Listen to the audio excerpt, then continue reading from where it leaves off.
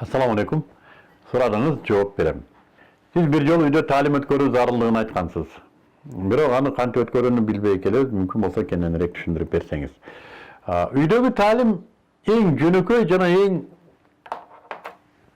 таасирлүү билим берүү болуп эсептелет. Сөзсүз партага отургузуп алдына дептер коюп ручка коюунун кереги жок. Ар бир иштин өзүнүн усулу бар. Үйдөгү талимдин усулу жеңилдик. Misal için eğer bir tüybilemiz ertengenen namaz oksa, siz менен namazdan keyin bir 5-10 minut alarga жақсы bir kitaptın negizinde sistemalık türü talim etkörüp duruu. Juwayыңызга, ayalыңызга da bir günde bir 5-10 minut vaqt tapsanız, kel oturçu dep oturguzup bir kitaptın negizinde talim berip tursanız жақсы. Özü talim etkön üydün urmatı başka. Men iki çelen nersesini aytayın.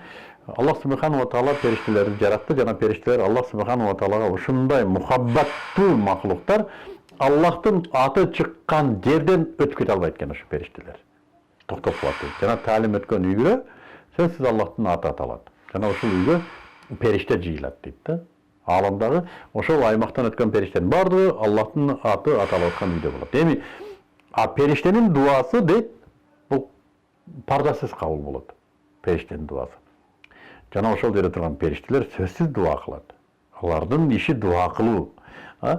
Элестетиңиз, үйүңүздө периштелер жыйылды, жана алар дуа кылып атат.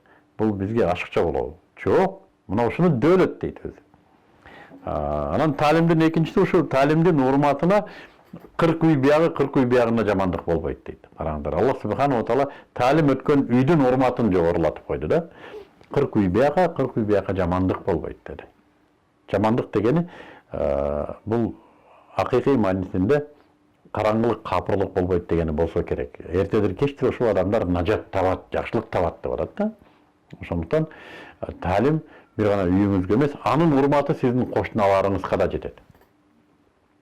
Талимдин дагы бир касиети үй бүлөдө ата чындап авторитетке айланат. Ата имам жана мугалим болот.